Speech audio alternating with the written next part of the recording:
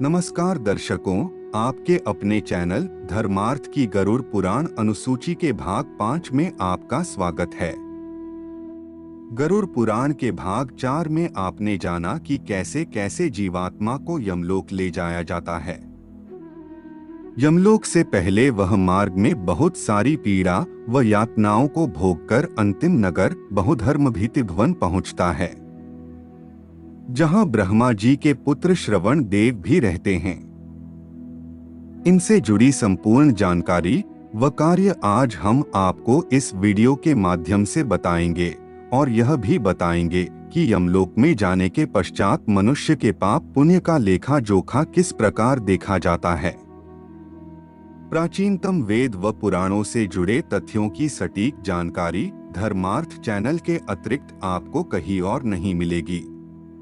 हमारा आपसे यही आग्रह है कि आप अधिक से अधिक आध्यात्मिक और धार्मिक ज्ञान प्राप्त करें और हमारी सनातन संस्कृति को और भी महान बनाएं। विलंब न करते हुए आरंभ करते हैं।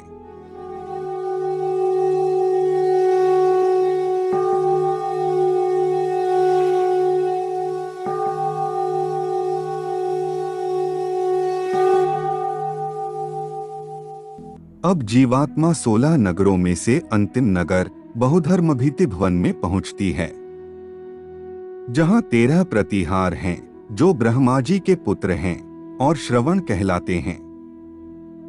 वे प्राणियों के शुभाशुभ कर्मों का बार बार विचार करके उसका वर्णन करते हैं। मनुष्य जो कहते और करते हैं उन सभी बातों को ये श्रवणदेव ही चित्रगुप्त तथा यमराज से बताते हैं। वे दूर से ही सब कुछ सुनने और देखने में समर्थ हैं। इस प्रकार की चेष्टा वाले एवं स्वर्ग लोक और भूलोक तथा पाताल में भ्रमण करने वाले 8 श्रवण देव हैं। उन्हीं के समान उनकी श्रवणी नामक पत्नियां भी हैं। इनकी भी शक्ति वैसी ही है जैसी उनके पतियों की है। वे ममृत्युलोक के अधिकारी के रूप में हैं।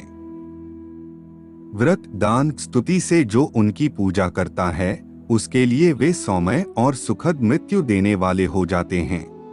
फिर पक्षीराज गरुड़ भगवान श्री नारायण से प्रश्न करते हैं कि हे प्रभु, यह एक प्रश्न मेरे हृदय को विचलित कर रहा है कि श्रवणदेवों का यमलोक में क्या कार्य रहता है।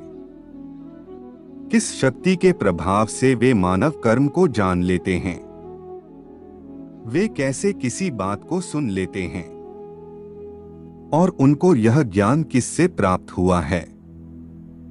हे देवेश्वर, उन्हें भोजन कहां से प्राप्त होता है।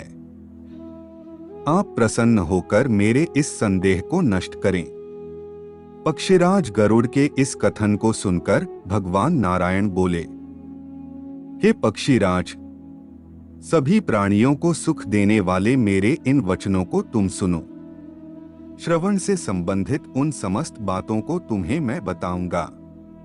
प्राचीन काल में जब समस्त सृष्टि एकाकार हो गई थी और मैं समस्त सृष्टि को आत्मलीन करके क्षीरसागर में सो रहा था, उस समय मेरे नाभि कमल पर स्थित ब्रह्मा ने बहुत वर्षों तक तपस्या की।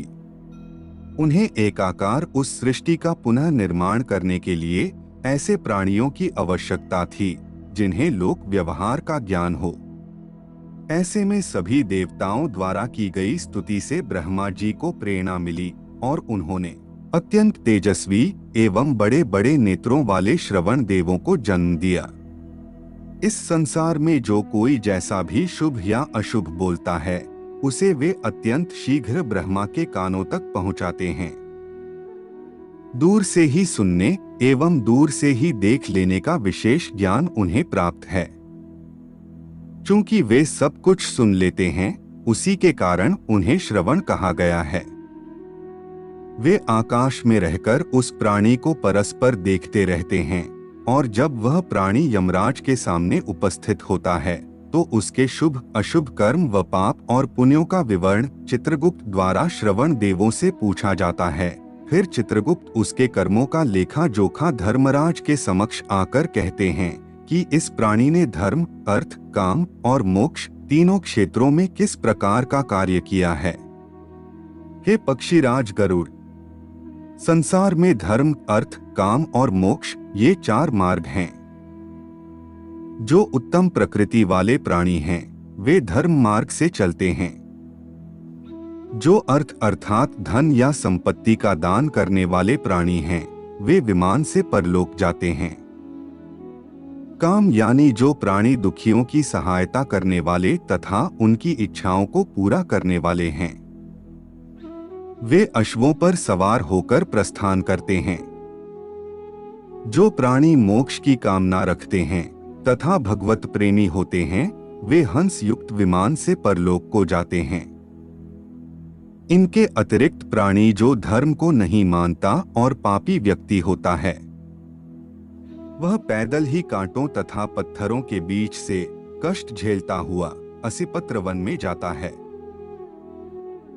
हे पक्षीराज, इस मनुष्य लोक में जो कोई भी पकवान, वर्धनी और जलपात्र के द्वारा मेरे सहित इन श्रवण देवों की पूजा करता है उसको मैं वह प्रदान करता हूँ जिसकी प्राप्ति देवताओं के लिए भी दुर्लभ है।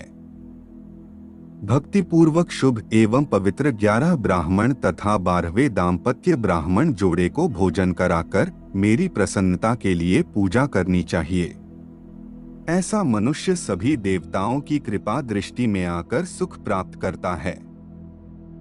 उनकी पूजा से मैं और चित्रगुप्त सहित धर्मराज भी प्रसन्न होते हैं। उन्हीं की संतुष्टि से धर्मपरायण मनुष्य मेरे विष्णुलोक को प्राप्त करते हैं। धर्मार्थ चैनल के अगले भाग यानी गरुड़ पुराण भाग 6 में आप जानेंगे कि यमलोक कैसा दिखता है और वहां कैसे कैसे प्राणी रहते हैं तथा वहां जाते ही उस प्रेत के साथ क्या क्या होता है। आज के लिए केवल इतना ही। जाने से पूर्व वीडियो को लाइक करें व चैनल को सब्सक्राइब अवश्य करें। तब तक के लिए जय जय श्री राम।